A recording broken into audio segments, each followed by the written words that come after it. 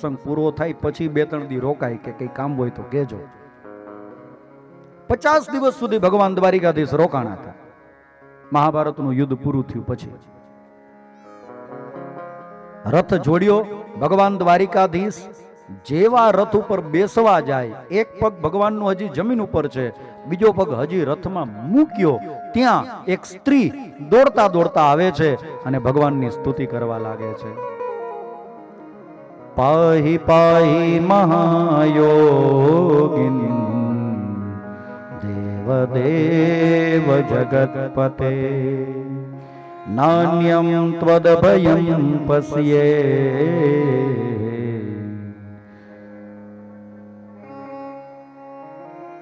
આ સ્ત્રી કોણ છે? આ સ્ત્રી બીજું કોઈ નહીં, આ સ્ત્રીનું નામ છે ઉત્તરા દેવી. ઓળખ્યા? ઓળખી ગયા કે નહીં? હાલો, ન ઓળખ્યા હોવ તો હજી બીજો પરિચય આપું.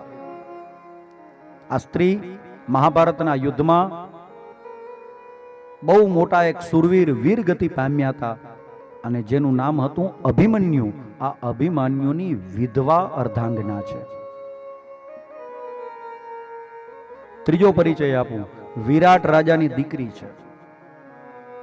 ચોથો પરિચય આપું, આ ભાગવતની કથા આપણને જેના થકી મળી એ પરીક્ષિતજી મહારાજની જન્મ દેનારી માં છે, ઉત્તરા દેવી. સ્તુતિ કરે છે ભગવાનની. પાહી પાહી મહાયોગિની દેવ દેવ જગતપતે નાન્યમ ત્વદભયમ પશ્યે યત્ર મૃત્યુઃ પરસ્પરમ. પાહી પાહી મહાયોગી, હે મહાયોગી, હે ભગવાન, હે દ્વારિકાધીશ, મારું રક્ષણ કરો, મારું રક્ષણ કરો, મારું રક્ષણ કરો. ભગવાન પૂછે છે શું થયું? અને હવે ઉત્તરા દેવી જવાબ આપે છે, અભિદ્રવતી મામીશ સરસ્તપ્તાયસે વિભો કામમ દહતુ મામ નાથ મામે ગર્ભો નિપાત્યતામ. હે ભગવાન, હું ગર્ભવતી છું, મારી અંદર ગર્ભ છે અને મારા ગર્ભને મારવા માટે ઓલા અશ્વત્થામાએ બ્રહ્માસ્ત્ર છોડ્યું છે. બ્રહ્માસ્ત્રનું આ દુનિયામાં તો નહીં પણ આ બ્રહ્માંડમાં ક્યાંય કોઈ નિવારણ નથી. બ્રહ્માસ્ત્ર એનું કોઈ નિવારણ નથી અને અશ્વત્થામાએ મારા ગર્ભને મારવા માટે બ્રહ્માસ્ત્ર છોડ્યું છે. હવે આ મારા ગર્ભને કોઈ બચાવી નહીં શકે. એટલા માટે હે પ્રભુ, હું તમારા શરણે આવી છું. ભગવાન કે મહારાજ શરણે શું કામ? તો કે મને મારી સાસુમાએ ભલામણ કરી હતી કે દીકરા, જ્યારે સંકટ આવે, આપત્તિ આવે, દુઃખ આવે ને ત્યારે કોઈના પગ નહીં પકડવાના, એક દ્વારિકાધીશના પગ પકડજે. ભગવાનના પગ પકડવાના, બાકી બીજા કોઈના પગ ન પકડતા. ઉત્તરા દેવીએ પોતાના સાસુમાને પૂછ્યું હતું કે સાસુમા, તમે એવું શું કામ કહો છો? તમને કઈ અનુભવ? દ્રૌપદી કે હા, મને અનુભવ. કૌરવોની સભામાં ઓલો દુષ્ટ દુશાસન મારી સાડી ખેંચતો હતો અને સભામાં જેટલા બેઠા હતા ને વડીલો, મેં બધાના પગ પકડ્યા હતા. હું દાદા ભીષ્મ પાસે ગઈ હતી. મારા 5 પતિ બેઠા હતા, હું મારા પતિ પાસે ગઈ હતી. કોઈએ મારી રક્ષા નહોતી કરી. અને ભગવાનને જેવા યાદ કર્યા ને એટલે તરત ભગવાન આવીને મારી મદદ કરી હતી. કેટલા ઝડપથી ભગવાન આવ્યા ખબર? દ્રૌપદી ખાલી હરી એટલું જ બોલ્યા હતા. હ બોલે ત્યારે તો ભગવાન દ્વારિકામાં હતા અને રી બોલે ત્યાં તો ભગવાન પહોંચી ગયા હતા. આટલી ઝડપથી ભગવાન આવ્યા હતા. અને આવીને દ્રૌપદીની મદદ કરી. ખબર ન પડે કે સારી બીચ નારી હે કે નારી બીચ સારી હે. દુશાસન તો શું, પણ દુશાસન જેવા 100 ભેગા થાય ને તો દ્રૌપદીની આબરૂને આંચ ના આવે એવી ભગવાને મદદ કરી હતી. દુઃખ આવે, સંકટ આવે, આપત્તિ આવે ત્યારે કોઈનું શરણ ગ્રહણ નહીં કરવાનું, એકમાત્ર દ્વારિકાધીશ એના પગ પકડવાના. કારણ કે આ દુનિયાનો સૌથી મોટો આધાર ભગવાન દ્વારિકાધીશ છે. બહુ દયાળુ છે. તમે હરી બોલો, રી બોલો ત્યાં તો તમારી મદદે આવી જાય છે, પણ એ હરી હૈયામાંથી નીકળેલું હોવું જોઈએ. હૈયામાંથી હરી નીકળે ને એટલે હરી બહુ દૂર નથી, એ તરત પ્રગટ થાય છે.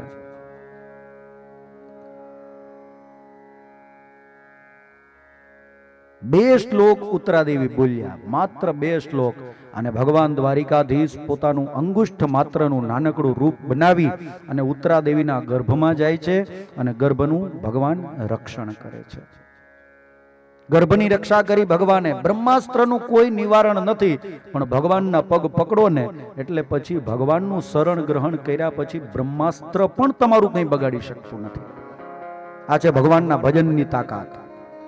હરિને ભજતા હજુરે સુધી કોઈની લાજ જતા નથી જાણી રે. એક એવો દાખલો બતાવો કે ભગવાનનું નામ લેતા હોય ને એની આબરૂ ગઈ હોય, ભગવાનનું નામ લેતા હોય, ભગવાનની ભક્તિ કરતા હોય અને એની લાજ ગઈ હોય. હા, વેલા મોડું થાય, ઉનકે વહાં દેર હે પર અંધેર નહીં.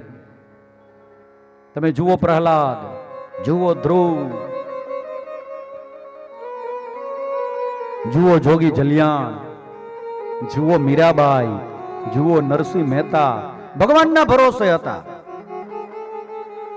યાત્રાળુઓ નીકળ્યા, જુનાગઢ આવ્યા અને યાત્રાળુઓને જુનાગઢ થી દ્વારિકા જવું હતું, પણ રસ્તામાં ચોરની બીક લાગે. હારે કઈક ધન દોલત માલ મિલકત સંપત્તિ હોય તો રસ્તામાં ચોર ચોરી લે તો, એટલે એ વખતે એક પ્રથા હતી અને એ પ્રથાનું નામ છે હુંડી. અત્યારે કેમ આંગળિયું છે, તમારે દ્વારિકામાં પૈસા જોતા હોય, અહીંયા તમે આંગળિયામાં રોકડા આપો એટલે તમને દ્વારિકામાં રોકડા મળી જાય. અત્યારે આપણે એને આંગળિયું કહીએ, એ સમયમાં હુંડી કહેવાતી.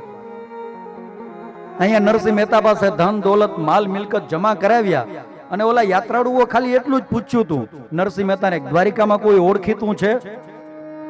અને નરસિંહ મહેતાને તો દ્વારિકા વાળા ઘર જેવો નાતો, કેદારો ગાયન તરત હાજર થાય.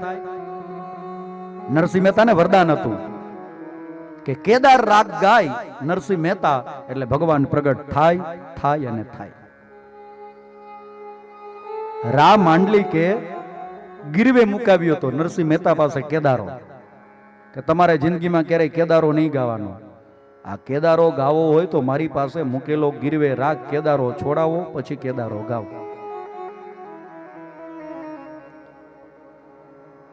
દ્વારિકામાં કોઈ ઓળખીતું છે? મહેતાજી કે હા.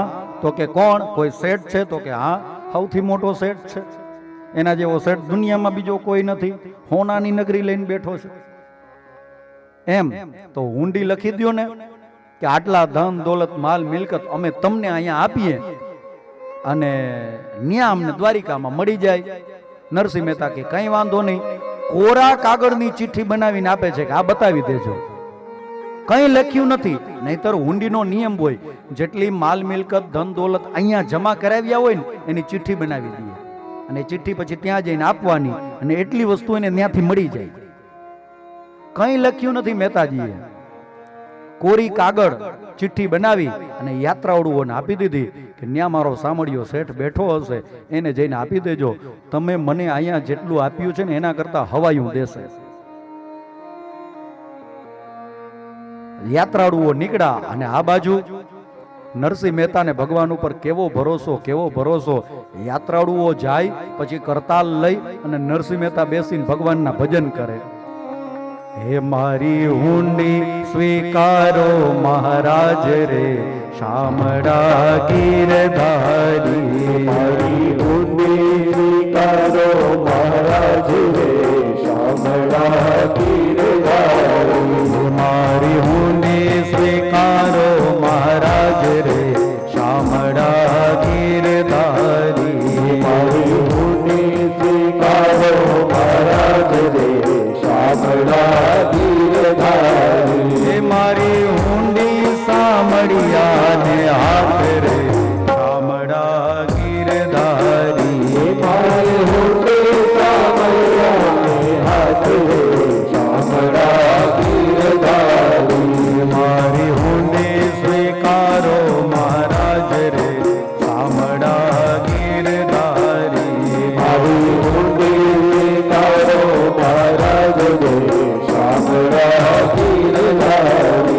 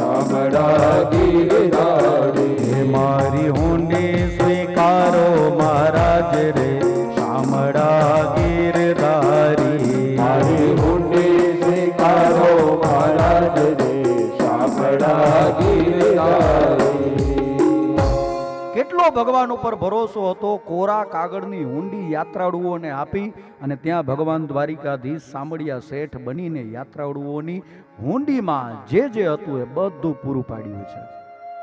આ ભગવાન ઉપરનો ભરોસો. દ્રૌપદીજીએ કહ્યું તું ઉત્તરા દેવીને કે દુઃખ આવે, સંકટ આવે ત્યારે કોઈના પગ નહીં પકડવાના, એકમાત્ર દ્વારિકાધીશનો આશરો લઈ લેવાનો.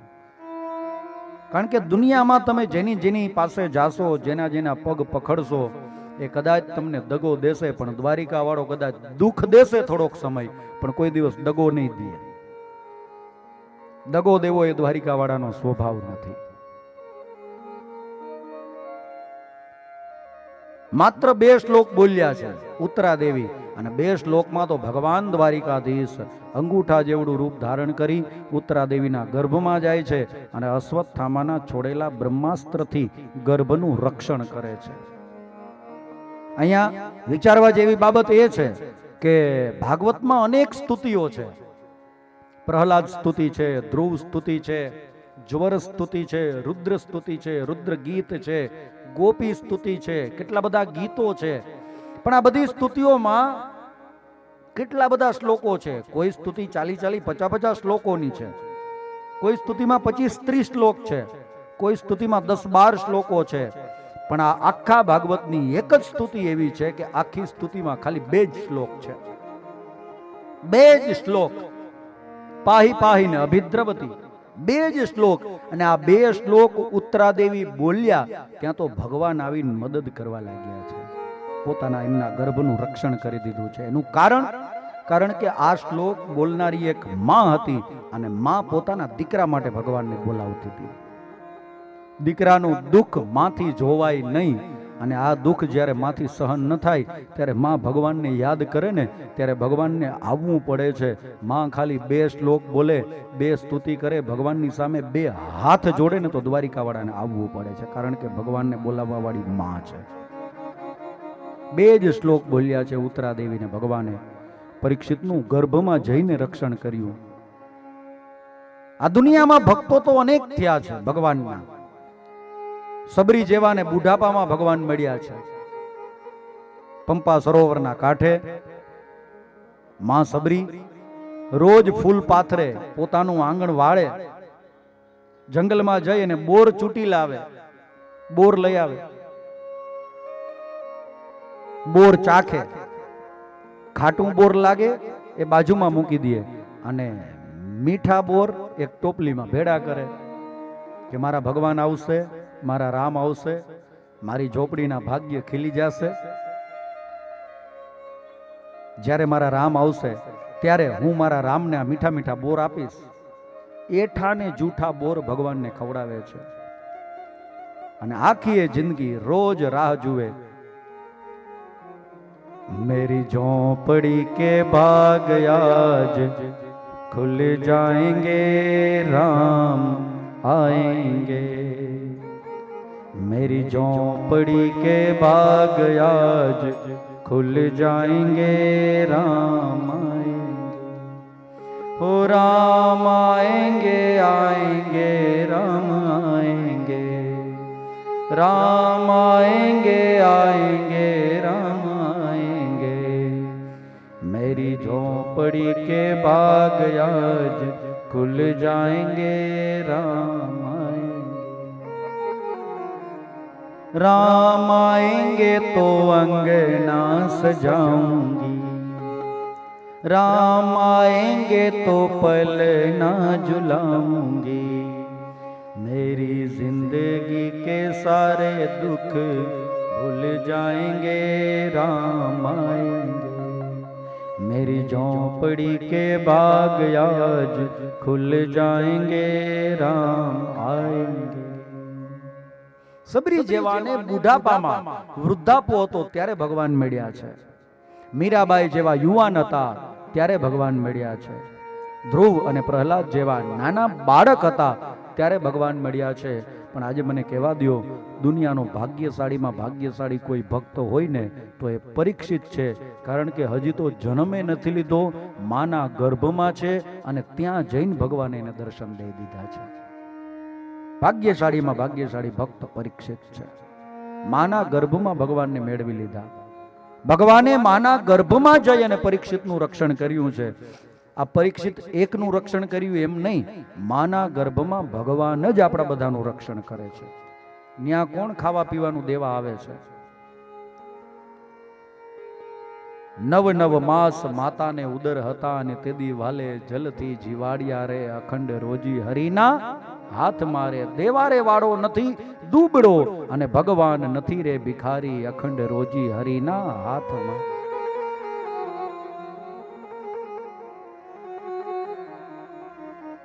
માતાના ગર્ભમાં જ્યારે આપણે હોઈએ છીએ ત્યારે ભગવાન જ આપણું ધ્યાન રાખે છે. આપણે જન્મીએ ત્યારથી લઈ અને મરીએ ત્યાં સુધીની બધી જવાબદારી ભગવાને પોતાના સિરે લીધી છે. આ તો જીવ અભાગ્યો હોય ને એટલે બધું અધૂરું અધૂરું લાગે.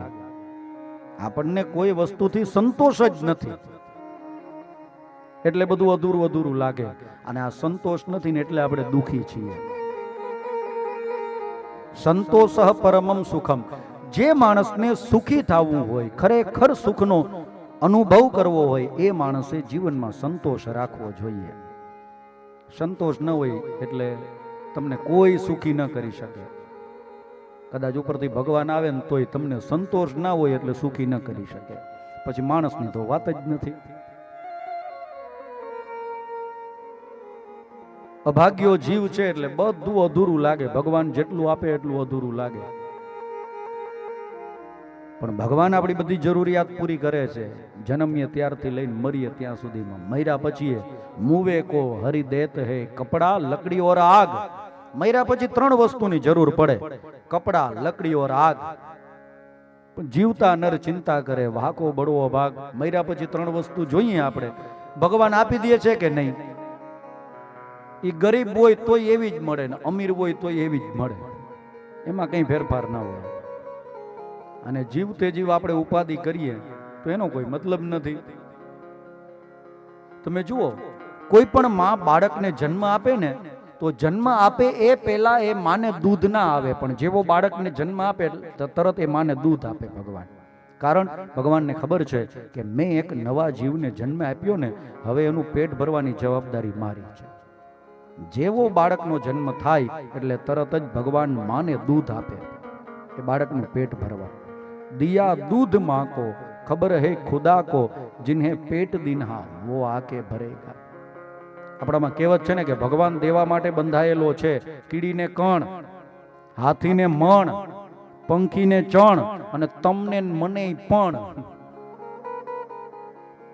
ભૂખ્યા ઉઠાડે છે ભગવાન, પણ કોઈને ભૂખ્યા સુવડાવતા નથી. ગર્ભમાં રક્ષણ તમારું મારું આપણા બધાનું ભગવાન જ કરે છે. પરીક્ષિતનું એકનું કર્યું એમ નહીં. ગર્ભમાં રહેલા પરીક્ષિતજી મહારાજનું ભગવાને રક્ષણ કર્યું. અશ્વત્થામાના બ્રહ્માસ્ત્રને નિવાર્યું છે ભગવાને. ફરી પાછા ભગવાન જેવા પોતાની દ્વારિકા જવા માટે નીકળ્યા. ભગવાનને કોઈ જવા નથી દેતું. લે, જેવા દ્વારિકા જવા નીકળ્યા ને એટલે કુંતાજી ઢીલા પડી ગયા, દુખી થઈ ગયા. ભગવાન કહે છે, ફૈબા તમને શું થયું? ભગવાનના ફૈબા થાય કુંતાજી. પાંડવો અને ભગવાન દ્વારિકાધીશ મામા ફઈના ભાઈઓ હતા. મામા ફઈના પોયરા. ભગવાન કહે છે, ફૈબા તમને શું થયું? કેમ આટલા દુખી થઈ ગયા? ભગવાન, મારે એક વરદાન જોતું હતું તમારી પાસેથી. ભગવાન કે, હા બોલો ને ફૈબા. પણ આમ એક વાત કહું, તમે ફઈ છો, આશીર્વાદ તમારે આપવાના હોય, મારે તમને આશીર્વાદ ન આપવાના હોય.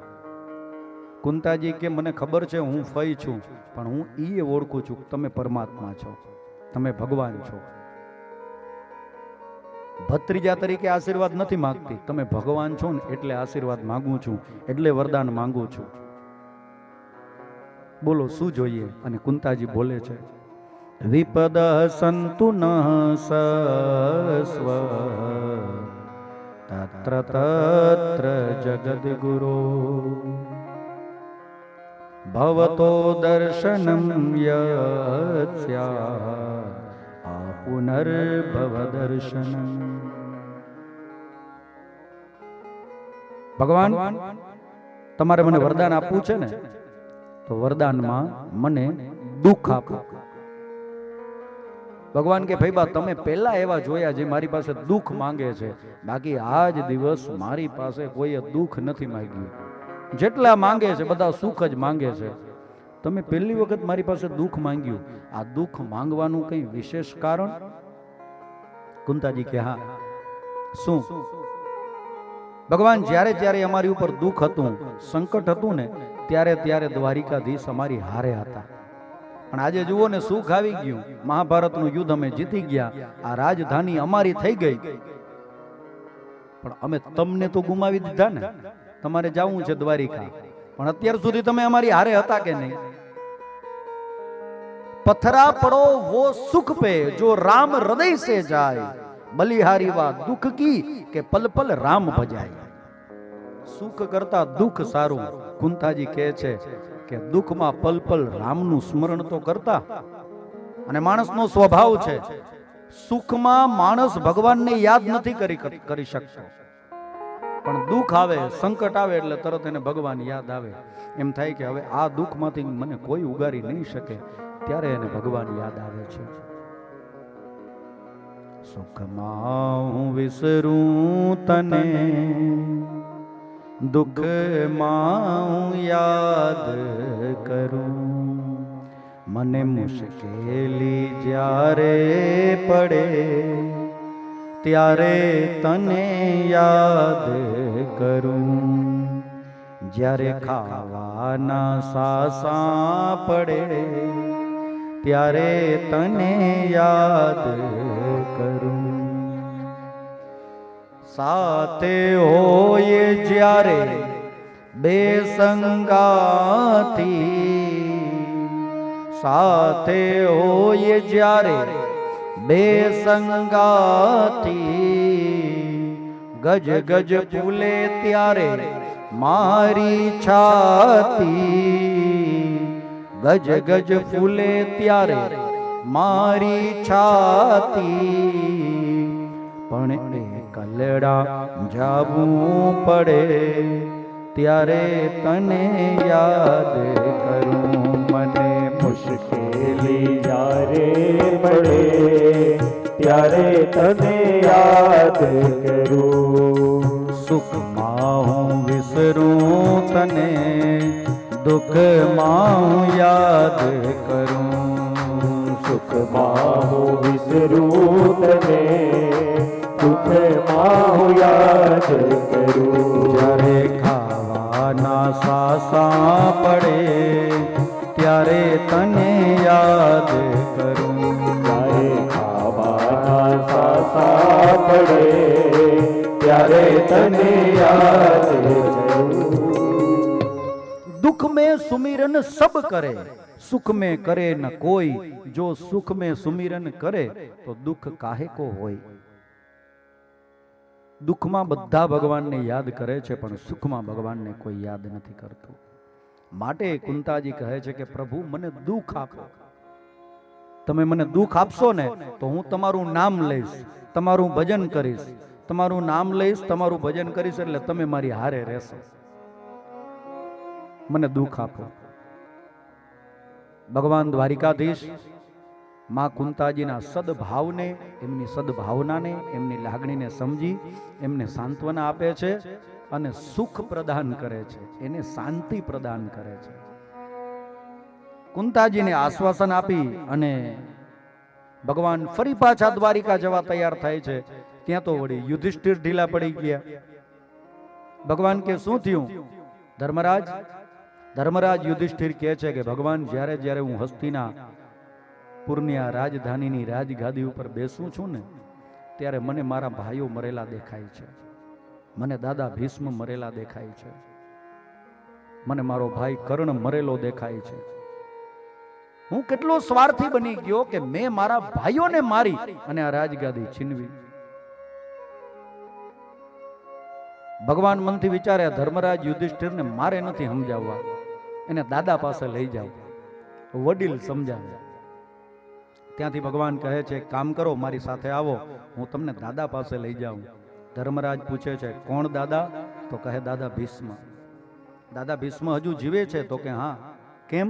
ઈચ્છા મૃત્યુ ધારી છે ને એટલે. દાદા ભીષ્મને એક વરદાન હતું કે દાદા ભીષ્મ જ્યારે ઈચ્છે ને ત્યારે જ મરે. અને દાદા ભીષ્મની એક ઈચ્છા હતી કે મારું મૃત્યુ ક્યારે થાય? ગંગા કા તટ હો, યમુના કા બંસી બટ હો, સાંવરા નિકટ હો, તબ પ્રાણ તન સે નિકલે. દાદા ભીષ્મની ઈચ્છા હતી એક એવી કે જ્યારે ગંગાજી હોય, યમુનાજી હોય, ભગવાન દ્વારિકાધીશની હાજરી હોય અને ઉત્તરાયણના સૂર્ય હોય ત્યારે મારું મૃત્યુ થાય. મહાભારતનું યુદ્ધ હાલતું હતું ને ત્યારે દક્ષિણાયન હતો. આપણે ત્યાં બે અયન હોય ને, ઉત્તરાયણ અને દક્ષિણાયન. ઉત્તરાયણની શરૂઆત ક્યારથી થાય? ઉત્તરાયણ ક્યારથી શરૂ થાય તમને ખબર છે? Anyone gas? પછી દાદા કથા હાલતી હોય ને ત્યારે નહીં, પછી નીચેથી દર્શન કરી લ્યો, વાંધો નહીં, નીચેથી કરી લ્યો, હા ત્યાંથી કરી લ્યો. ઉત્તરાયણ ક્યારથી શરૂ થાય તમને ખબર? બોલો. પછી હાથે હાથ દી હું જ બોલીશ એવી કઈ મેં અહીંયા ડઢાણિયા પરિવારને સાઈન નથી કરી દીધી કઈ કાગળિયા ઉપર. બોલો જઈ હાલો. ઉત્તરાયણ ક્યારથી શરૂ થાય કોને ખબર છે? માજી કઈક પાછળ કહે છે.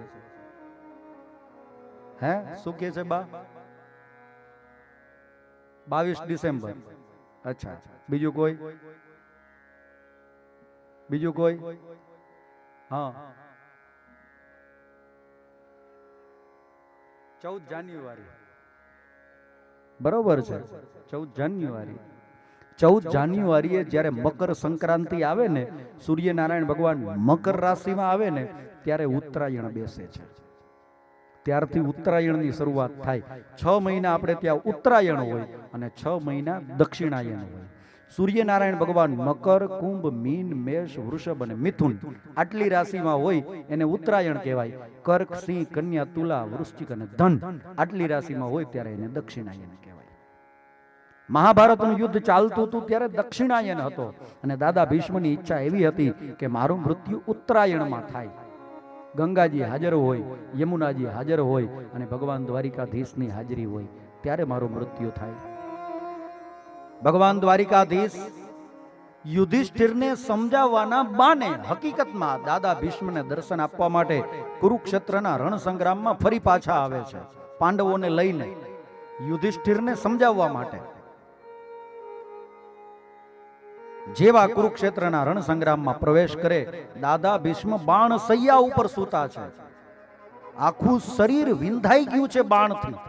દાદા ભીષ્મનું બાણની આમ સૈયા એટલે ખાટલો, પથારી બની ગઈ છે બાણની અને એની ઉપર દાદા ભીષ્મ સૂતા છે. આટલા બાણ દાદા ભીષ્મના શરીરમાં વાગ્યા છે. અસહ્ય પીડા થાય છે, લોહી નીકળતું જાય છે.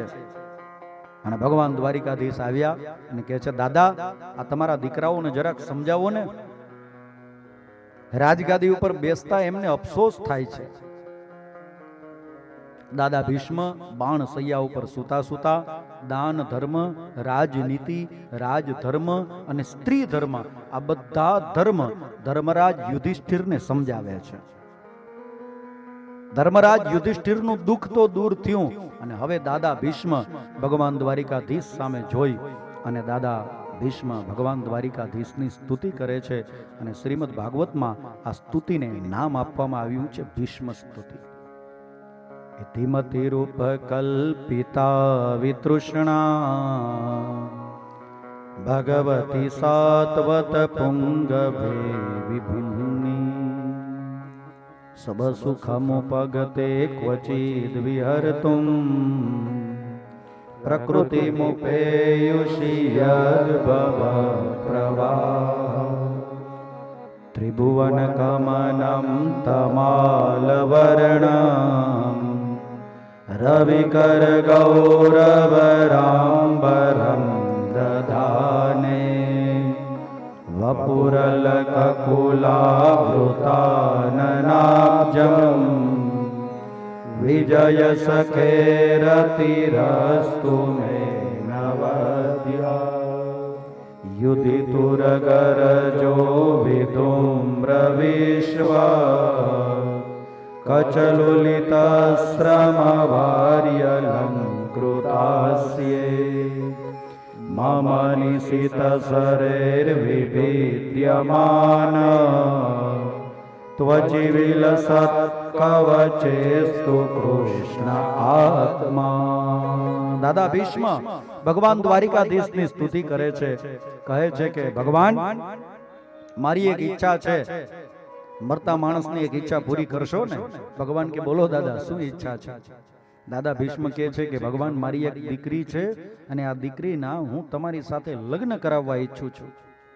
ભગવાન હસતા હસતા દાદા ભીષ્મને પૂછે તમારે દીકરી છે? મેં તો એવું સાંભળ્યું છે કે તમે નૈષ્ઠિક બ્રહ્મચારી છો, તમે લગ્ન જ નથી કર્યા અને તમારે વળી દીકરી છે ને? દાદા ભીષ્મ કહે છે ભગવાન, અને મારી એ દીકરીનું નામ છે મારી બુદ્ધિ. જેમ એક બાપ દીકરીનું ધ્યાન રાખે, એને સંસ્કાર આપે, એનો ઉછેર કરે, કોઈ કુસંસ્કાર એ દીકરીમાં ન આવી જાય એનું બાપ ધ્યાન રાખે, એમ મેં મારી બુદ્ધિનું બહુ ધ્યાન રાખ્યું છે. મારી બુદ્ધિમાં ક્યારેય કુબુદ્ધિ ના આવે, ખરાબ વિચારો ના આવે, બહુ ધ્યાન રાખીને મેં મારી આ બુદ્ધિને ઉછેરી છે. મારી વિશુદ્ધ બુદ્ધિ તમારા ચરણે હું ધરવા માંગુ છું. મારી આ બુદ્ધિ બસ તમારી બને, તમારું રટણ કરે, તમારું ભજન કરે એટલે મારો ઉદ્ધાર. હું બધું જાણું છું ભગવાન. મહાભારતનું યુદ્ધમાં શું હતું શું નહીં, કોણ લડતું હતું કોણ નહોતું લડતું, કોના કારણે પાંડવો જીત્યા, કયા કારણે કૌરવો હાર્યા, હું બધું જાણું છું. પણ હું લાચાર હતો, વચને બંધાયેલો હતો. મારી ભીષ્મ પ્રતિજ્ઞા હતી. દાદા ભીષ્મ જેવી પ્રતિજ્ઞા કોઈની ન થાય. એટલા માટે આજે કોઈ પ્રતિજ્ઞા કરે ને, અને આમ ઠોસ શબ્દોમાં પ્રતિજ્ઞા કરવી હોય તો એમ કહેવાય કે એને ભીષ્મ પ્રતિજ્ઞા લીધી. દાદા ભીષ્મ જેવી પ્રતિજ્ઞા કોઈની નહીં. દાદા ભીષ્મના બે ભાઈઓ હતા, ચિત્રાંગદ અને વિચિત્ર વીર્ય.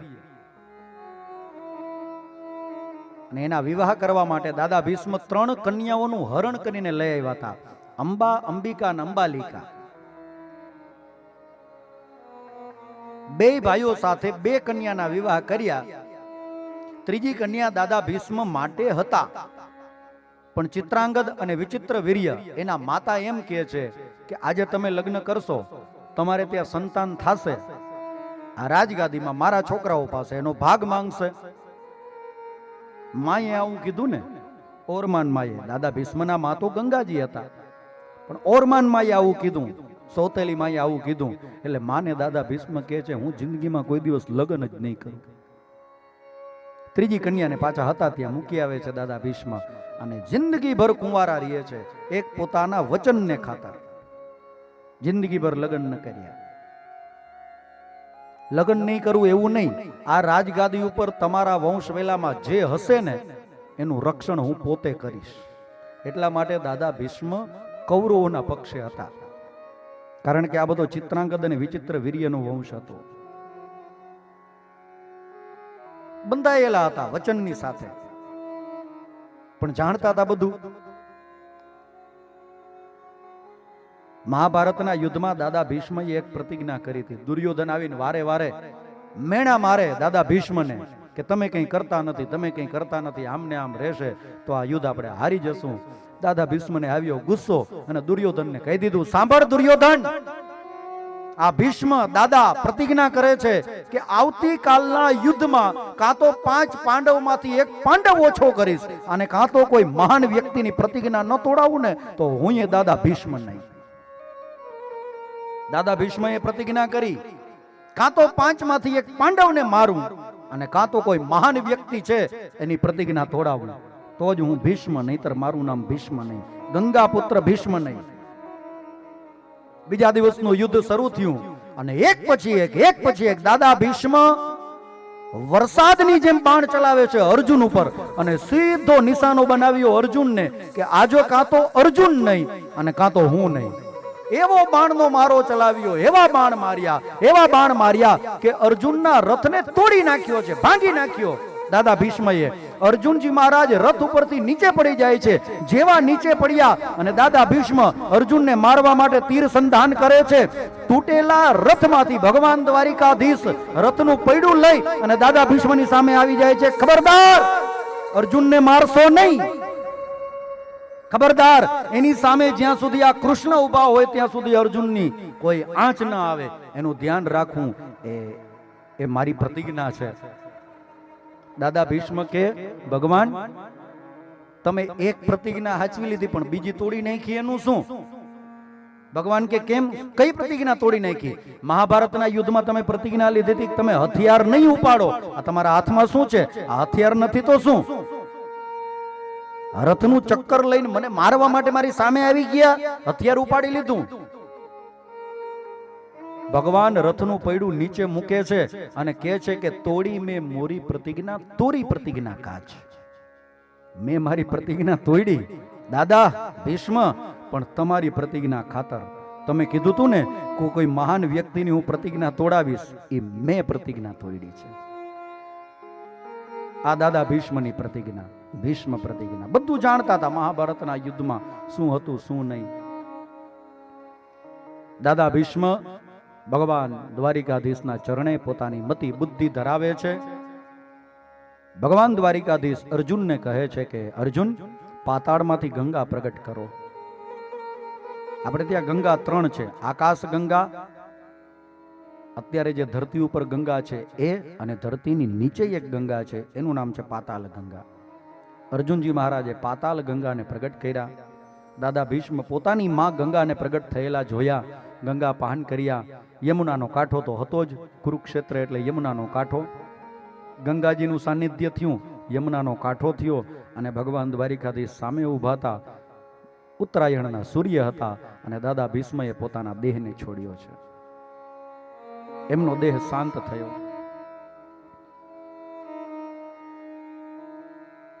આ રીતે ભગવાને દાદા ભીષ્મ ઉપર કૃપા કરી, યુધિષ્ઠિરનો શોક દૂર કર્યો અને હવે ભગવાન પોતાના રથમાં આરૂઢ થાય છે અને પોતાની દ્વારિકામાં આવે છે. અને જેવો ભગવાને ઘણા બધા દિવસો પછી દ્વારિકામાં પ્રવેશ કર્યો ને, એટલે દ્વારિકાવાસીઓએ શું કર્યું ખબર? સુંદર મજાના ભગવાનના જય જયકાર સાથે ભગવાનનો રાસ રમ્યા. ભગવાનના સ્વાગતમાં, ભગવાનનું સ્વાગત કરવા માટે ભગવાનના નામનો જય જયકાર કરી અને રાસ રમ્યા. દ્વારિકાવાળા ભગવાનના આવવાથી જો રાસ રમતા હોય તો હાલો ને આપણે 2-5 મિનિટ નાનકડો એક રાસ રમી લઈ. આપણે એવું માનશું કે આપણી દ્વારિકામાં ભગવાન આજ આવ્યા છે. શ્રી દ્વારિકાધીશ કી જય. દ્વારિકાનો નાથ મારો રાજા રણ છોડ છે, એણે મને માયા લગાડી રે. દ્વારિકાનો નાથ મારો રાજા રણ છોડ છે, એણે મને માયા લગાડી રે. હે દ્વારિકાનો નાથ મારો રાજા રણ છોડ છે, એણે મને માયા લગાડી રે. દ્વારિકાનો નાથ મારો રાજા રણ છોડ છે, એને મને માયા લગાડી રે. એને મને માયા લગાડી મારા વાલા, એને મને માયા લગાડી મારા વાલા, એને મને માયા લગાડી મારા વાલા, એને મને માયા લગાડી મારા વાલા. તમે મને માયા લગાડી રે, તમે મને માયા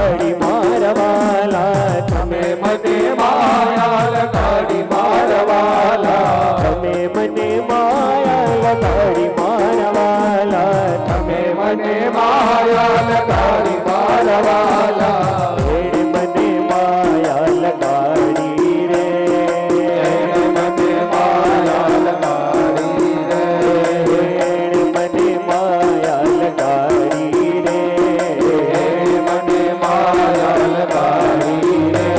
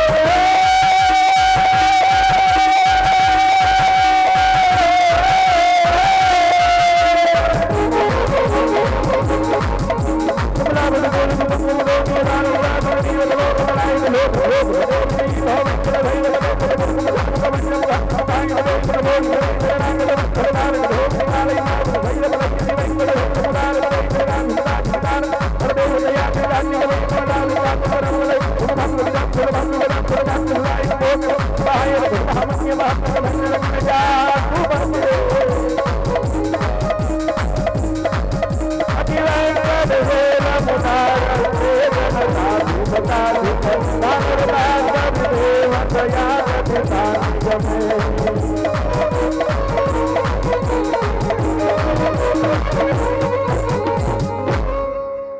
દ્વારિકાધીશ કી જય, શ્રી રણછોડ રાય કી જય.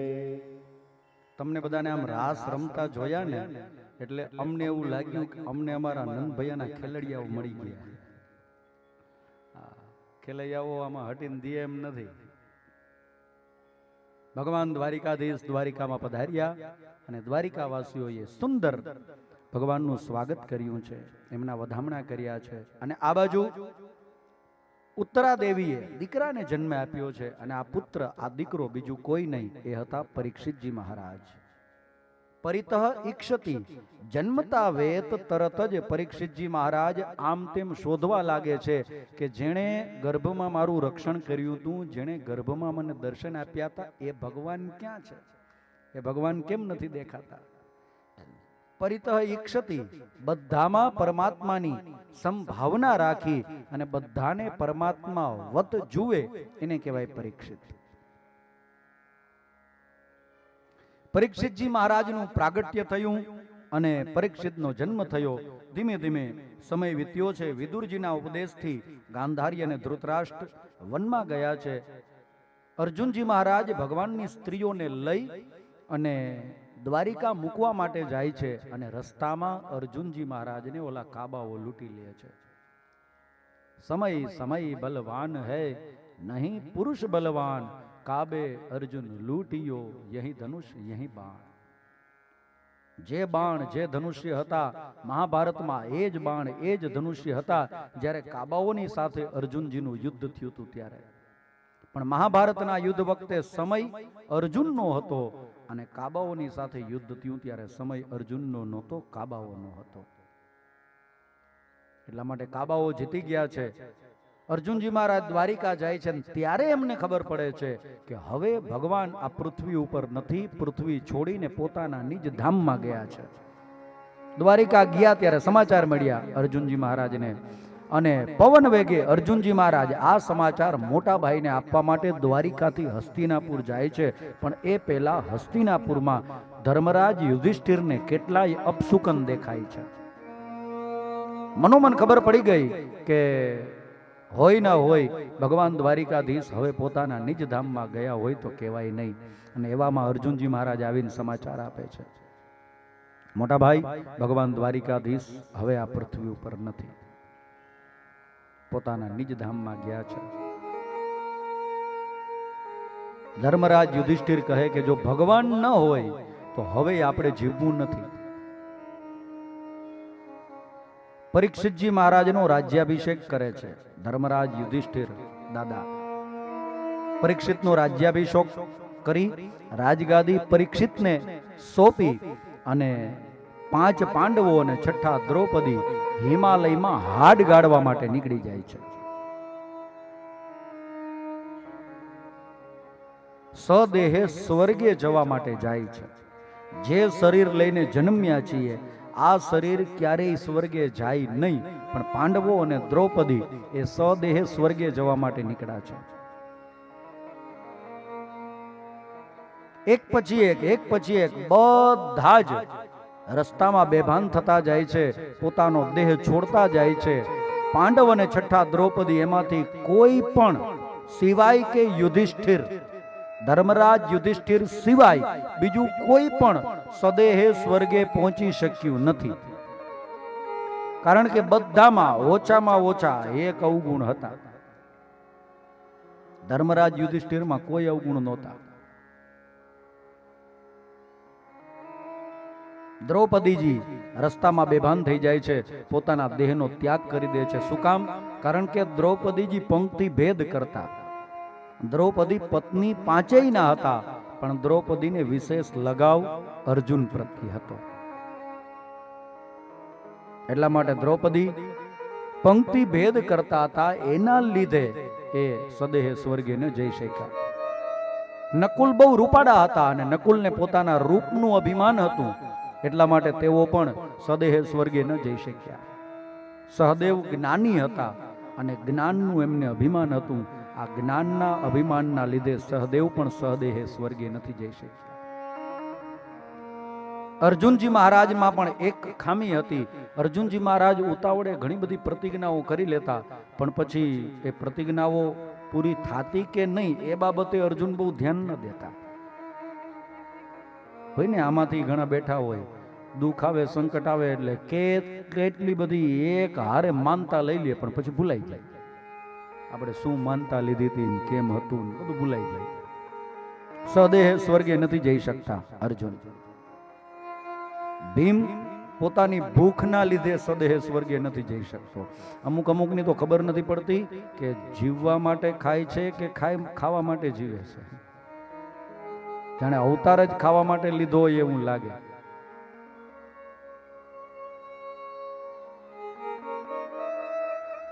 જમવાનું હજી ન થયું હોય તો કે દાળની વાટકી ભરીને લાવો, સૂપનું કામ કરશે.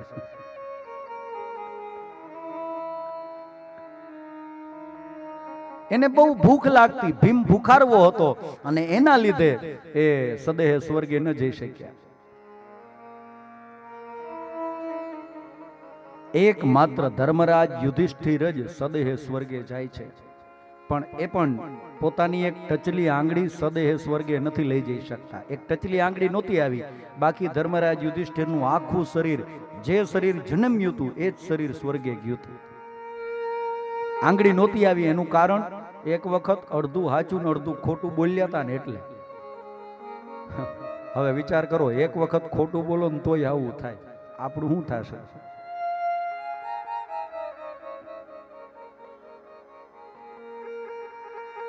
એટલે આપણે તો આ વિચાર જ માંડી વાળવાનો ને આપણે માથાનું એક વાળે નહીં લઈ જઈ શકીએ.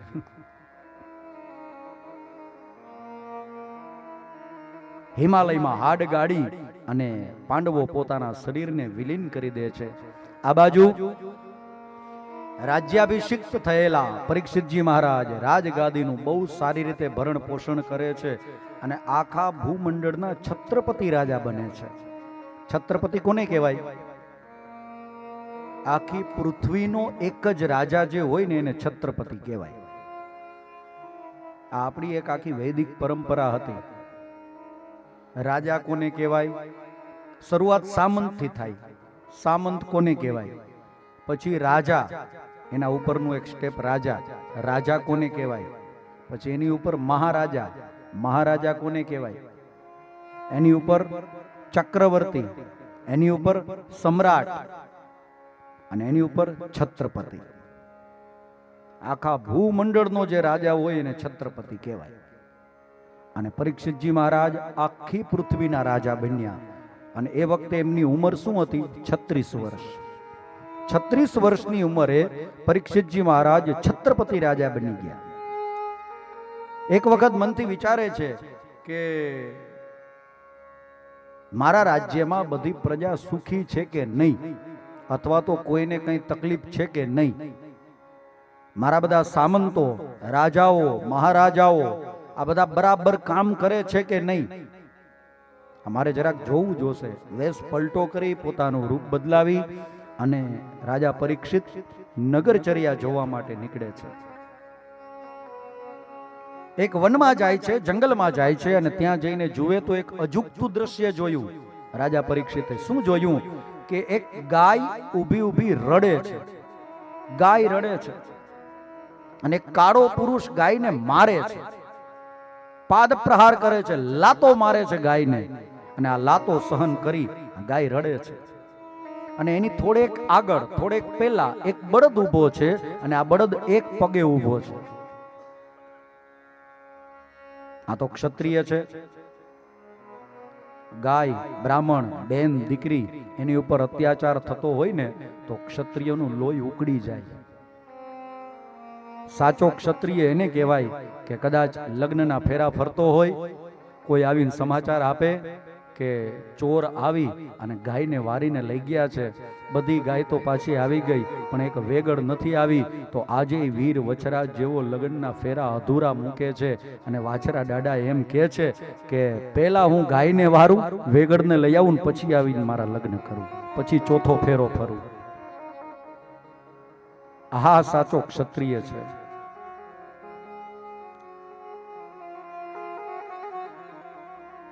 એવો ચડિયો રે ધીંગાણે ડાડો વાછરો,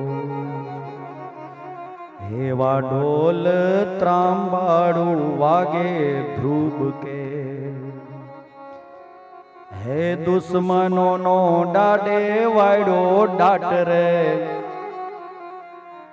એવો ચડિયો રે ધીંગાણે ડાડો વાછરો, હારે એવો ચડિયો રે ધીંગાણે ડાડો વાછરો. વીર વછરાજ લગ્નના મંડપમાં છે. 3 ફેરા પૂરા થઈ ગયા છે, ચોથો ફેરો હાલે છે.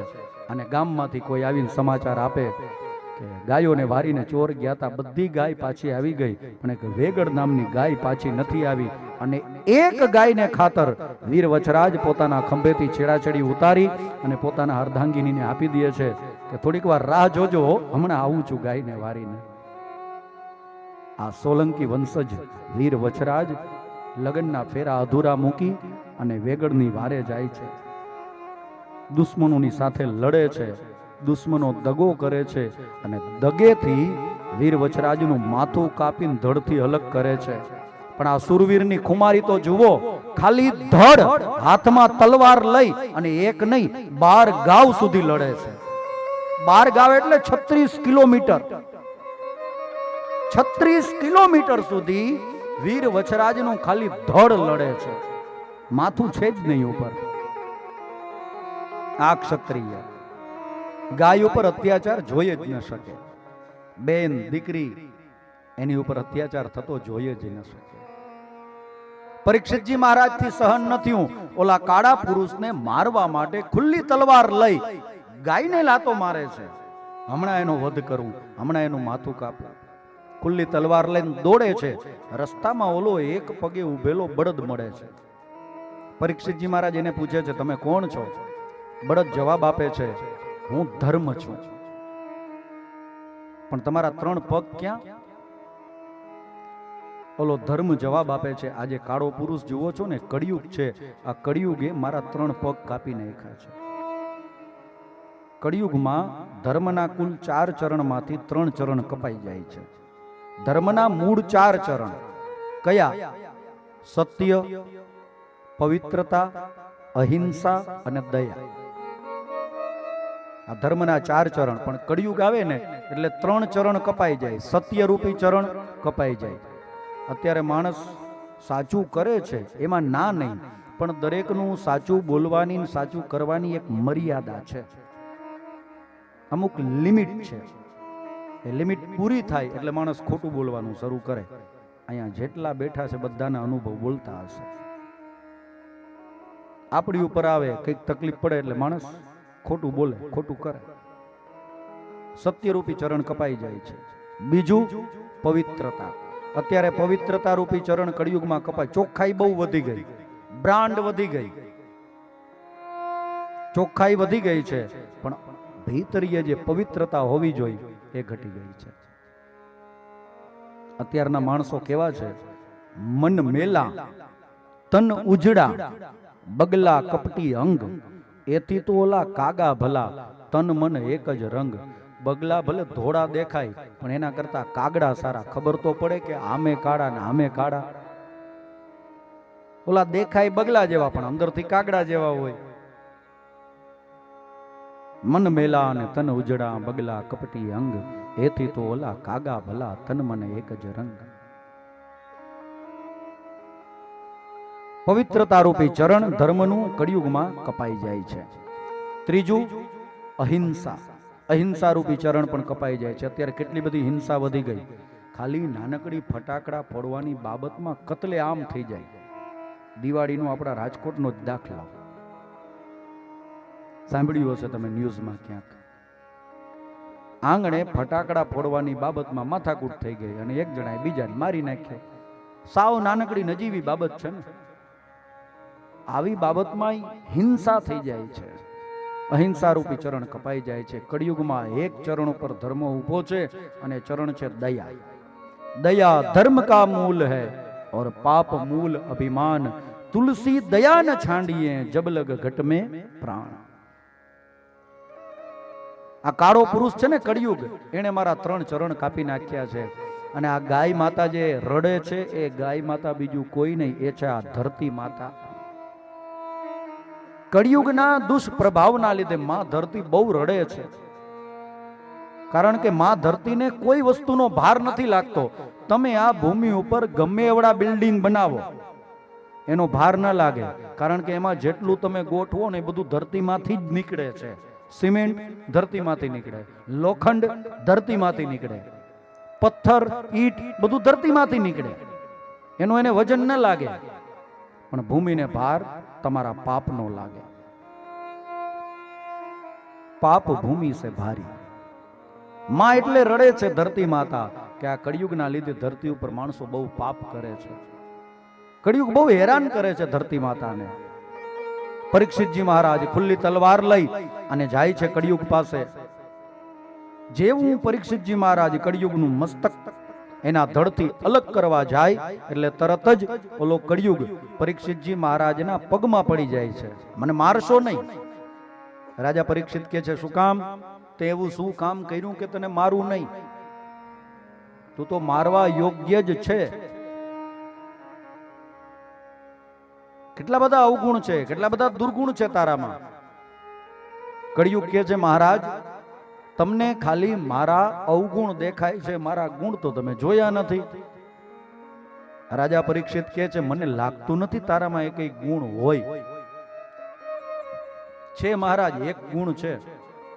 શું છે બતાવો. કળિયુગ કહે છે, મહારાજ સત્યયુગમાં ભગવાનને મેળવવા માટે મોટી સાધના કરવી પડતી.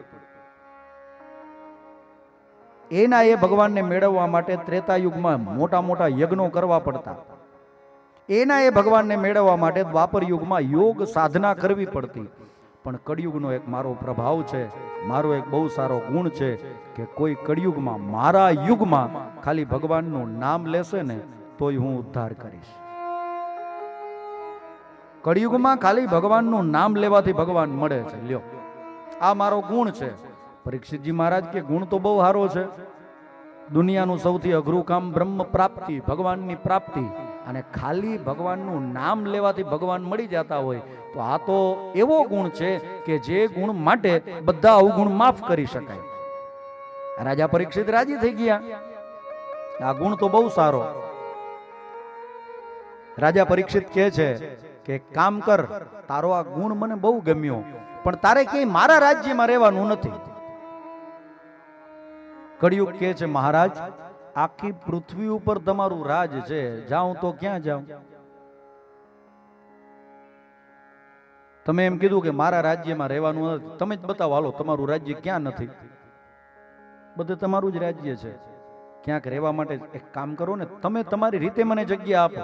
સંવિધાનનો નિયમ તમે કયો, હું ક્યાં રહું?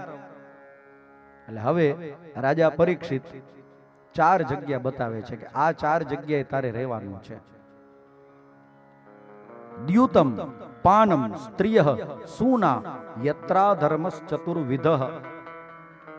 4 જગ્યાએ કળિયુગને વાસ આપ્યો છે. દ્યુતમ એટલે જુગાર, જુગારમાં કળિયુગનો વાસ છે.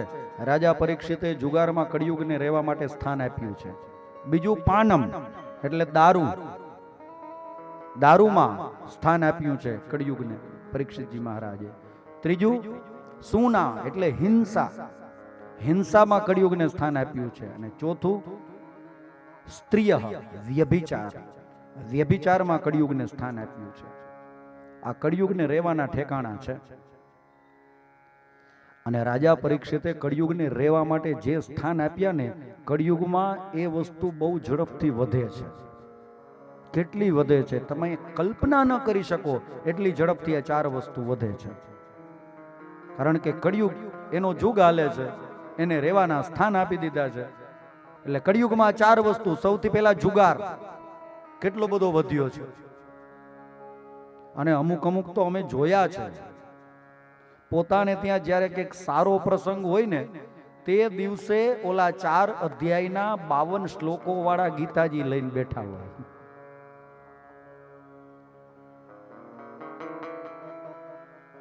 આમાં જેટલા હસે છે ને બધાને ખબર છે.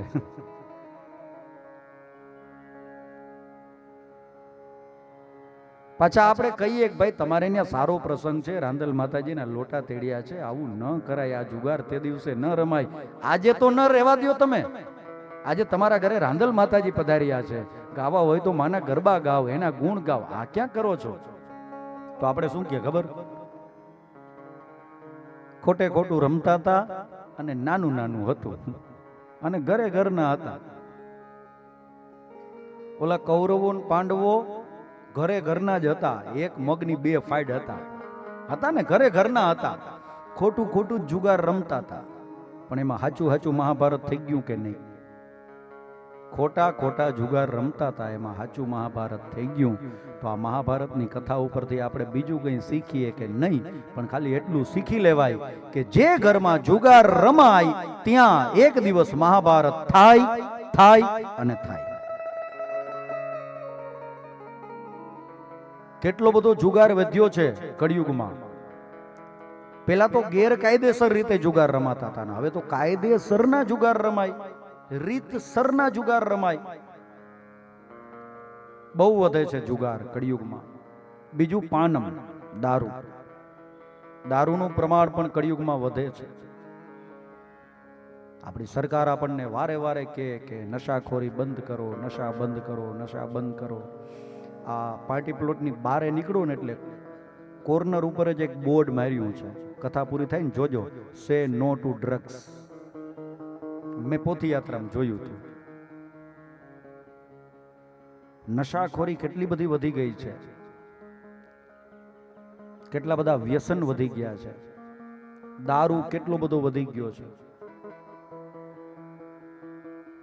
ઓલા દૂધ વાળા ઘરે દેવા આવે છે તોય નથી પીવું, અને આને ગામમાં ગોતવા જવો પડે તોય એવડો ઈ પીવો છે.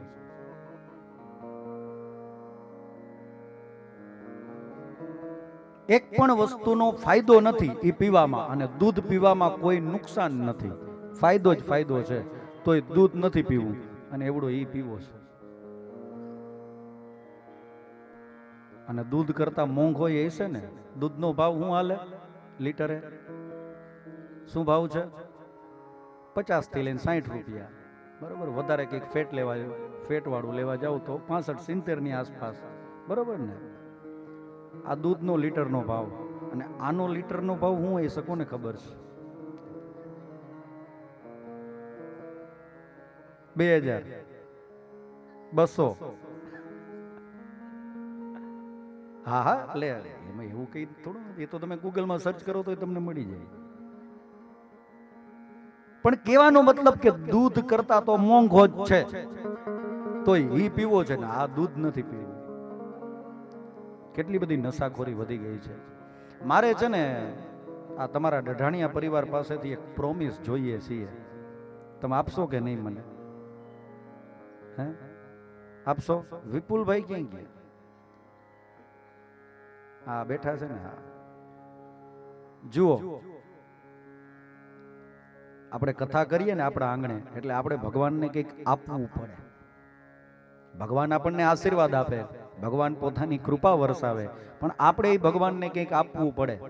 તો આ 7 દિવસની કથા પૂરી થાય ત્યાં સુધીમાં ડઢાણિયા પરિવારના પુરુષોમાં કે બહેનોમાં કોઈ પણને જો કંઈ વ્યસન હોય તો હું મારી ઈચ્છા વ્યક્ત કરું છું. બાકી તમારી મોજ. તમને આખી જિંદગી કોઈનું ન માન્યા હોય, અમારું ક્યાંથી માને અમને ખબર છે. પણ એક વ્યાસપીઠની માન મર્યાદા જો તમે જાળવતા હોવ તો આ 7 દિવસ દરમિયાન તમને 7 દિવસનો સમય આપું છું. વ્યસન ભગવાનને અર્પણ કરી દેજો. કોઈ પાન માવા, ગુટકા, તમાકુ ખાતા હોય, આ બાજુ કોઈ ચીકણી બીકણી લેતા હોય તો મારી એક ઈચ્છા છે, વ્યાસપીઠ ઉપરથી હું તમને બધાને એક રિક્વેસ્ટ કરી શકું કે જો શક્ય હોય તો આ વ્યસન, આ કથાને અર્પણ કરીને છોડી દેજો. અને તો હું ને અમારા ભાગવતજી બહુ રાજી થાશું કે અમે જે મહેનત કરી 7 દિવસ ભગવાનના ગુણ ગાયા એનું કંઈક તો ફળ મળ્યું. આ ડઢાણિયા પરિવારે જે ખર્ચો કર્યો એ બધું થોડોક તો લેખે લાગ્યો. અને એવું નથી કે આ ડઢાણિયા પરિવારને લાગુ પડે, સાંભળવા આવે છે બધા હગાવાલા નહીં લાગુ પડે, આ બાજુ ને આ બાજુ બે બાજુ. સગાવાલામાં કદાચ કોઈને ઈચ્છા થઈ જાય કે આપણે કૃષ્ણ અર્પણ મસ્તુ કરી, મોકો બહુ મોકાનો છે. જુઓ કેવી સરસ કથા થાય છે, કેવા સદભાવથી બધા કથા સાંભળે છે, સામે કેવી સુંદર મજાની શ્રીનાથજીની શ્રીનાથ ધામ હવેલી છે. મોકો છે અને આ મોકો જવા ન દેતા. આ 7 દિવસનો સમય આપું છું. જો શક્ય હોય તો વ્યાસપીઠથી, તમે મારું માનો કે ન માનો મન નથી ખબર, પણ વ્યાસપીઠની માન મર્યાદા રાખી અને જો શક્ય હોય તો આ વ્યસન છોડજો. કેટલી બધી નશાખોરી આ કળિયુગમાં વધી ગઈ છે, કેટલી બધી જાતની નશાખોરી વધી ગઈ છે અને વધે, કારણ કે એ નશામાં, એ દારૂમાં કળિયુગનો વાસ છે. ત્રીજું, સૂના એટલે હિંસા. હિંસા પણ કળિયુગમાં કેટલી બધી વધી ગઈ છે. અને ચોથું, સ્ત્રીય વ્યભિચાર. અત્યારે આ સમાજમાં કેટલો બધો વ્યભિચાર વધી ગયો છે. હજુ આપણું ગુજરાત એ તો માન મર્યાદા અને ખોરડાની ખાનદાનીને માનવા વાળું ગુજરાત છે, પણ તમે જેવા ગુજરાતની બહાર નીકળો એટલે તરત તમને ખબર પડે, તરત જોવા મળે કે કેટલો બધો વ્યભિચાર હાલે છે આ દુનિયામાં. વ્યભિચાર વધે કળિયુગમાં, કારણ કળિયુગને સ્થાન આપ્યું છે પરીક્ષિત મહારાજે. 4 સ્થાન આપ્યા. પછી કળિયુગ કહે છે કે મહારાજ, તમે જે આ 4 સ્થાન રહેવા માટે મને આપ્યા ને, એ બધા તો ઉકેડ્યા છે, એકાદું કંઈક રહેવા માટે સારું સ્થાન આપો ને. પુનશ્ચ યાચમાનાય જાત રૂપ મદાત પ્રભુ. બહુ વિનંતી કરીને કળિયુગે, એટલે પરીક્ષિતજી મહારાજે કળિયુગને રહેવા માટે 5મું સ્થાન આપ્યું છે, અને આ સ્થાન છે ગોલ્ડ, સોનું. GOLD, gold. માટે જેટલા પણ લોકો અહીંયા બહેનો ભાઈઓ કથા સાંભળવા માટે આવ્યા છે, હું નથી કહેતો, આ ભાગવતમાં લખ્યું છે, સોનામાં કળિયુગનો વાસ છે. માટે મારી તમને બધાને વિનંતી છે કે કાલે તમે જ્યારે સવારે 9 વાગ્યે કથામાં આવો ત્યારે જેટલું ઘરમાં હોય, તિજોરીમાં હોય, બેંકના લોકરમાં હોય, સગાવાલાને આડાવડું પહેરવા આપ્યું હોય, એ બધું તમારું GOLD, ગોલ્ડ, સોનું ભેડું કરીને લઈ આવજો અને આ પોથીજીને ધરાવી દેજો. બોલો શ્રી ભાગ.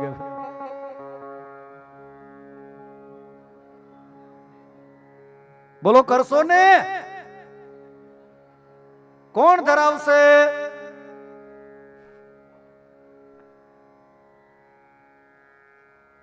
કોક એક માણસ તો આંગળી ઊંચી કરો ભલા માણસ. શાસ્ત્રીજી તમે કથામાં ગમે એ કયો એ બધું અમે માની લઈ, બધું સાચું, પણ આ ખોટું હોનાની વાત નહીં કરવાની. કેટલી વખત તોલા દિવાલમાં પછાડ્યા ત્યારે આટલા તોલા થયા છે, તમને શું ખબર? મહિનો દી માથા કૂટવા આવેલી ઘરમાં. બોલો લઈ આવશો ને? કોણ લઈ આવશે? કોક તો આ પાડો. કોઈ નહીં. મને ખબર છે મારા કહેવાથી તમે કઈ હોનું લઈ આવવાના નથી. જુઓ, ચોખવટ કરું, આ તો ખાલી હસવાની વાતો થાય, પણ ચોખવટ કરું. સોનું બહુ પવિત્ર ધાતુ છે અને ભગવાને સોનાનો કેટલો બધો સ્વીકાર કર્યો. તમે જાઓ સોમનાથ, તમે જાઓ દ્વારિકા, તમે જાઓ તિરુપતિ, બાલાજી ભગવાનના દર્શને, કેટલું બધું સોનું ભગવાનને ધરાવવામાં આવે છે. જો સોનું અપવિત્ર હોય, સોનામાં કળિયુગનો વાસ હોય, તો ભગવાનને જ ન ધરાવાય ને. ભગવાનને ધરાવાય છે એનો મતલબ એમ કે સોનું પવિત્ર છે. તો અહીંયા કળિયુગને રહેવા માટે સ્થાન આપ્યું પરીક્ષિતજી મહારાજે. એ કયું સોનું? તો લખે છે, ચોખવટ કરે છે કે એ જે સોનું છે ને એ અનીતિનું સોનું. અનીતિના સોનામાં કળિયુગનો વાસ છે. નીતિનું હોય તો પ્રેમથી પહેરજો. તમારી મહેનતનું હોય, કાંડાની કમાણીનું હોય તો પ્રેમથી પહેરજો, એમાં કળિયુગનો વાસ નથી. હા, પણ કાલ કથામાં આવજો, નહીંતર આમાંથી અડધો પૂણો મંડપ કાલ ખાલી થઈ જાય. શાસ્ત્રીજી તો હોનું માગે છે, હવે જાવું જ નથી. આવી કથા કોણ સાંભળે? આ તો ઘર જઈને ઓસરી રીએ. સોનામાં કળિયુગનો વાસ છે, પણ તમારી નીતિનું હોય તો નહીં. અનીતિનું સોનું હોય ને તો કળિયુગનો વાસ છે. કાલ કથામાં આવજો. તમે ધ્યાનથી કથા સાંભળો ને અમારા માટે હોનું જ છે. 3 કલાક જે ધ્યાનથી બેસીને કથા સાંભળે રજનીભાઈ, એટલે મારા માટે 3 તોલા હોનું છે. આમાં બધાના 3 તોલા, 3 તોલા સવારના, 3 તોલા બપોર પછીના. અહીંયા જેટલા બેઠા છે રોજ મને 6 તોલા હોનું ચડાવે છે. હા, એટલે હું રાજી છું. તમે તમારો કિંમતી સમય જે સોના કરતાંય વધારે છે એ તમે આપો છો ને કથા સાંભળો છો, તો આનાથી મોટું બીજું સોનું તો એકેય ન હોય ને. પરીક્ષિતજી મહારાજે અનીતિના સોનામાં કળિયુગને સ્થાન આપ્યું, કલી નિગ્રહણ કર્યું, અને પરીક્ષિતજી મહારાજ પોતાના રાજ મહેલમાં આવ્યા. એક વખત પરીક્ષિતજી મહારાજને મનથી વિચાર આવ્યો કે મારે રાજ ખજાનો જોવો છે. ખજાનચીને લઈ પરીક્ષિતજી મહારાજ રાજ ખજાનો જોવા માટે જાય છે. અને રાજ ખજાનામાં પરીક્ષિતજી મહારાજે એક સુંદર મજાનો મુકુટ જોયો. આ મુકુટ જરાસંઘનો હતો. જરાસંઘનો વધ કર્યો ભીમે, પછી એનો મુકુટ લઈ લીધો. ભગવાન દ્વારિકાધીશે ના પાડી હતી, ભીમા ન લેવાય, અનીતિનું સોનું છે. ભીમ કે ભગવાન મારે રાખવો નથી, જોતો નથી, પણ આવો મુકુટ મારે બનાવવો છે. હું મારા સોનીને આપીશ, આવો મુકુટ બનાવીશ અને પછી પાછો જવા દઈશ. ભગવાન કે ભલે. અને પછી મહાભારતના યુદ્ધમાં ને બધું થયું ને એમાં બધું ભૂલાઈ ગઈ, રહી ગઈ. અને આ મુકુટ રાજ ખજાનામાં અત્યારે નીકળો. પરીક્ષિતજી મહારાજે જોયો, એમને ગમ્યો. પરીક્ષિતજીને તો ખબર ન હોય કે આ મુકુટ કોનો છે. સીધો જ પોતાની માથે પહેરે છે. અને આ જરાસંઘનો મુકુટ અનીતિનું સોનું, પોતે જ સ્થાન આપ્યું હતું કળિયુગને અનીતિના સોનામાં. અને તરત જ કળિયુગની અસર થવાનું શરૂ. પરીક્ષિતજી મહારાજ પોતાના સૈનિકોને બોલાવે છે, કહે છે મારે જંગલમાં જવું શિકાર કરવા માટે, રથ તૈયાર કરો. સૈનિકો રથ તૈયાર કરે. પરીક્ષિતજી મહારાજ રથ ઉપર બેસી જંગલમાં જાય. આખો દિવસ જંગલમાં ફરે છે. માથે ઓલો કળિયુગ અસર કરે છે, અનીતિનું સોનું. શિકારમાં તો કંઈ ન મળ્યું, પણ સાંજના સમયે એમને થાક લાગે છે, ભૂખ લાગી છે અને તરસ લાગી છે. બાજુમાં સમીક ઋષિનો આશ્રમ હતો, ત્યાં જાય છે. જેવા રાજા પરીક્ષિત સમીક ઋષિના આશ્રમમાં આવ્યા, બરાબર એ વખતે સમીક ઋષિ પોતાની સંધ્યા પૂજા કરે છે, ભગવાનનું નામ લે છે, ધ્યાનમાં બેઠા છે. એમને તો ખબર એ નથી કે મારા આશ્રમે રાજા આવ્યા છે, પોતાના પ્રભુ ભજનમાં લીન બની ગયા છે. અને આ બાજુ કળિયુગની અસરના લીધે માથે ઓલો મુકુટ હતો ને જરાસંઘનો, અનીતિના સોનાવાળો. પરીક્ષિતજી મહારાજની બુદ્ધિ ફરી ગઈ. તરત મનથી વિચારે છે કે આ ઋષિ ઢોંગ કરે છે, તપ નથી કરતા, ધ્યાનમાં નથી બેઠા. હું આવ્યો આશ્રમમાં અને મારી આગતા સ્વાગતા ન કરવી પડે, મને પાણીનો ગ્લાસ ભરી ન દેવો પડે, મને બેસવા માટે આસન ન આપવું પડે, આ કંઈ કરવું ન પડે, એટલે ઢોંગ કરે છે. હમણાં જ એનો ઢોંગ બંધ કરાવવું. આશ્રમની બારે જાય, એક મરેલો સર્પ પડ્યો તો, પોતાના તીરથી મરેલો સર્પ ઉઠાવે છે અને ઋષિના ગળામાં નાખે છે. પણ આ ઋષિ ખરેખર પ્રભુ ભજનમાં મગ્ન હતા, એમને તો ખબર એ નથી શું થાય છે. પણ એક ઋષિકુમાર આ જોઈ જાય છે અને દોડતો દોડતો ઋષિકુમાર કૌશિકી નદીના કાંઠે જાય છે. કૌશિકી નદીમાં આ સમીક ઋષિનો દીકરો શૃંગી સ્નાન કરતો હતો. અને આ ઋષિકુમાર જઈને સમાચાર આપે કે શૃંગી, ગજબ થઈ ગયો, તારા પિતાના ગળામાં કોઈ રાજાએ આવીને મરેલો સર્પ નાખીને તારા બાપનું અપમાન કર્યું છે. સમીક ઋષિ, એનો પુત્ર શૃંગી કૌશિકી નદીમાં સ્નાન કરતા કરતા પોતાના હાથમાં જલ લે છે, પાણી લે છે, અને એ જ વખતે શ્રાપ આપે છે કે જે રાજાએ મારા બાપના ગળામાં મરેલો સર્પ નાખ્યો છે એ રાજાનું આજથી 7મા દિવસે તક્ષક નાગ કરડવાથી મૃત્યુ થાય. આજથી 7મા દિવસે તક્ષક નાગ કરડશે. નાગનો બદલો નાગ. મરેલો સર્પ નાખ્યો ને એ રાજાને જીવતો સર્પ દંશ દેશે. આવો શ્રાપ આપી અને શૃંગી ઋષિ દોડતા આવે છે પોતાના પિતા પાસે. આ બાજુ રાજા પરીક્ષિત તો પોતાના રાજમહેલમાં આવી જાય, મુકુટ ઉતારે. જેવો મુકુટ ઉતાર્યો એટલે તરત જ હવે સદબુદ્ધિ આપી છે. ઓલું અનિતિનું સોનું દૂર થયું, જેવો કળિયુગ દૂર થયો એટલે તરત જ અફસોસ કરે છે કે કેવડી મોટી મેં ભૂલ કરી નાખી. મારા બાપ દાદાઓ બ્રાહ્મણોની પૂજા કરતા, એના પગ પકડતા, એના પગ ધોઈને પૂજતા. મારા બાપ દાદાઓ જે ભગવાનને માનતા એ ભગવાન દ્વારિકાધીશ પણ બ્રાહ્મણોનો આદર કરતા.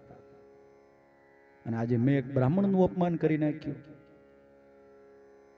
આ બાજુ રાજા પરીક્ષિત અફસોસ કરે છે અને ત્યાં શૃંગી ઋષિ સમીક પાસે આવે છે. સમીક ઋષિને બધી વાત કરે છે. સમીક ઋષિ કહે છે કે દીકરા તે ભૂલ કરી. અરે એક ભૂલ તો ભગવાને માફ કરે. શૃંગી ઋષિ કહે કે હવે મને માફ કરો, મારાથી મોઢામાંથી શબ્દો નીકળી ગયા, હવે આ શબ્દો કઈ પાછા તો ના આવે. ગઈ સંપત્તિ ફરી સાંપડે અને ગયા વડે છે વહાણ. ગત અવસર આવે નહીં અને ગયા ન આવે પ્રાણ. કોઈ માણસ સંપત્તિ ગુમાવી દે ને, કઈ જીવનમાં ભૂલ કોનાથી ન થાય ભાઈ? દરેક માણસથી ભૂલ થાય. કોઈથી નાની ભૂલ થાય, કોઈથી મોટી ભૂલ થાય. ક્યારેક એવું બને કે કોઈ માણસ ભૂલ કરે એ એક વ્યક્તિને ભોગવવું પડે. ક્યારેક એવું બને કે કોઈ માણસ ભૂલ કરે આખા પરિવારને ભોગવવું પડે. ભૂલ બધાથી થાય. આ ભૂલમાં કદાચ તમે સંપત્તિ ગુમાવી હોય ને તો પાછી મેળવી લેશો.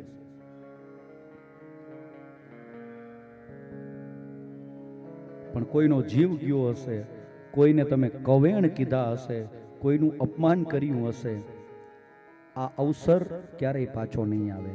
કોઈએ દીધેલો જીવ એ ક્યારેય પાછો નહીં આવે. ગત અવસર આવે નહીં અને ગયા ન આવે પ્રાણ.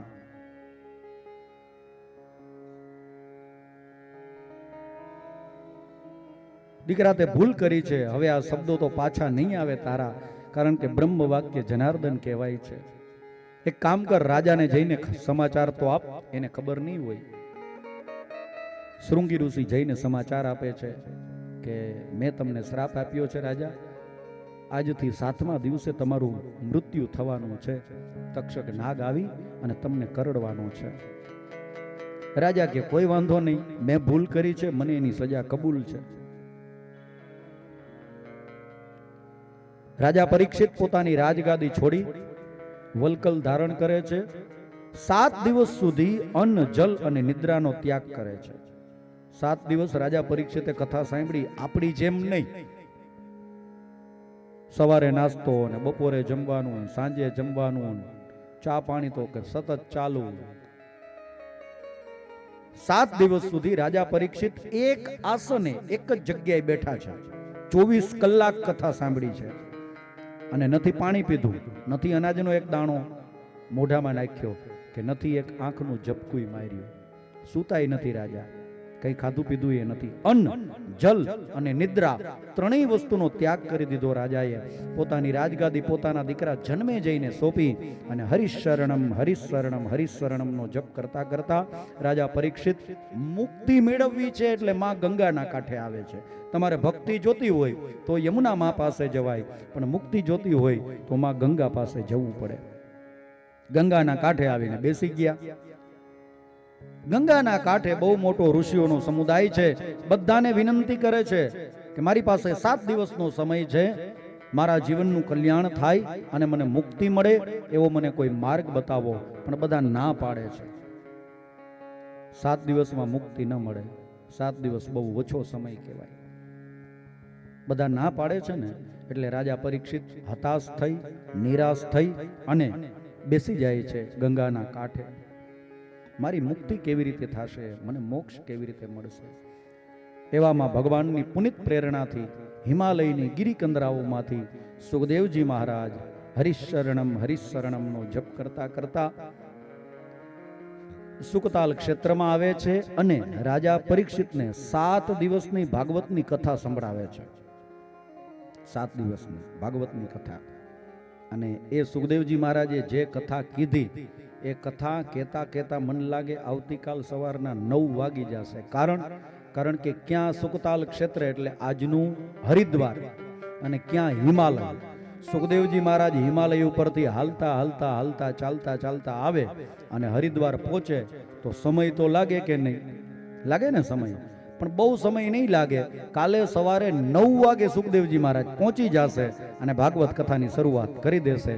આવો અત્યારે સુખદેવજી મહારાજ જે પ્રભુનું નામ લેતા લેતા હિમાલયમાંથી નીકળ્યા, આપણે પણ એ પ્રભુને યાદ કરીએ અને આજની આ કથા સત્રને અહીં વિરામ આપીએ. આજના જે સદભાગી પૂજાના યજમાનો હોય ભગવાન ભાગવતજી મહારાજની આરતી અને પૂજા કરવા માટે પધારો. કૃષ્ણ ગોવિંદ ગોવિંદ ગોપાલા, કૃષ્ણ ગોવિંદ ગોવિંદ ગોપાલા, કૃષ્ણ ગોવિંદ ગોવિંદ ગોપાલા, કૃષ્ણ ગોવિંદ ગોવિંદ ગોપાલા. હે ભજ મુરલી મનોહર નંદલાલા, ભજ મુરલી મનોહર નંદલાલા, ભજ મુરલી મનોહર નંદલાલા, ભજ મુરલી મનોહર નંદલાલા. કૃષ્ણ ગોવિંદ ગોવિંદ ગોપાલા, કૃષ્ણ ગોવિંદ ગોવિંદ ગોપાલા, હે કૃષ્ણ ગોવિંદ ગોવિંદ ગોપાલા, ગોવિંદ ગોવિંદ ગોપાલા, ગોવિંદા ગોપાલા, ગોપાલા, ગોવિંદા ગોપાલા, ગોપાલા. શ્રી ભાગવત ભગવાન કી જય. નમઃ પાર્વતી પતયે.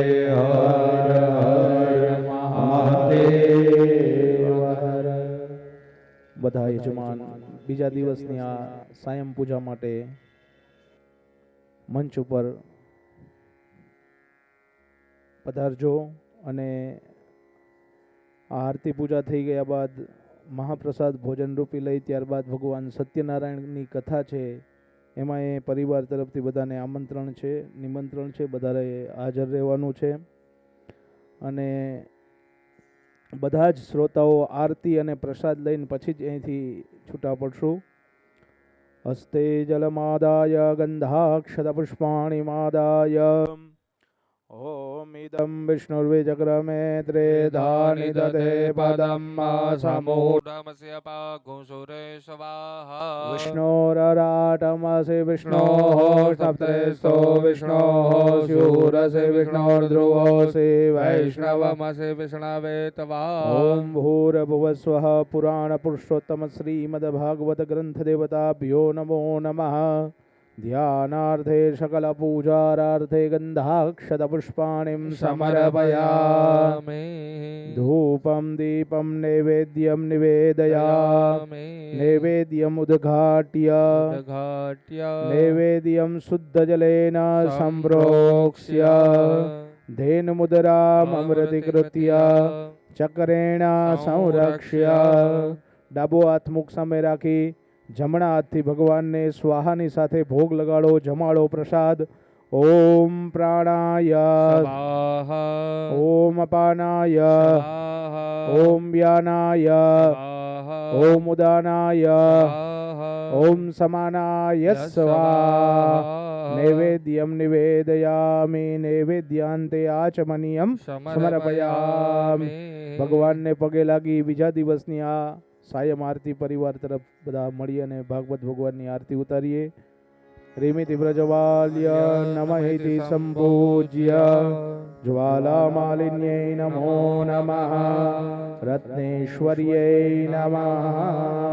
પ્રેમ ભાવ શ્રદ્ધા સાથે ભાગવત ભગવાનની આરતી. શ્રીમદ ભાગવત કરો આરતી, રાધા કૃષ્ણની સેવા. શ્રીમદ ભાગવત કરો આરતી, રાધા કૃષ્ણની સેવા. મોર મુગટ પીતાંબર ધારે, મોર મુગટ પીતાંબર ધારે, રાધાના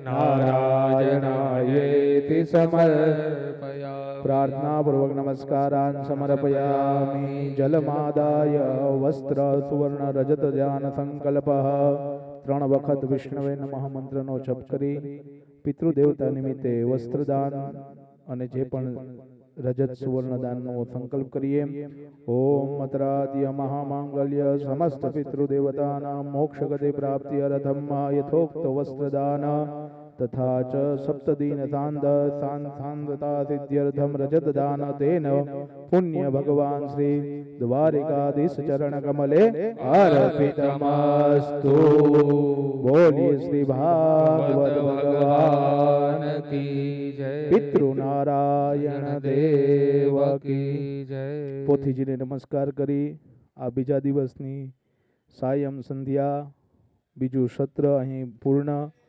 આવતીકાલે સવારે 9 વાગે મળીએ. ત્યાં સુધી સૌને જય શ્રી કૃષ્ણ, જય શ્રી રામ. બધા સત્યનારાયણની કથામાં પધારજો. પરિવાર વતી આમંત્રણ છે.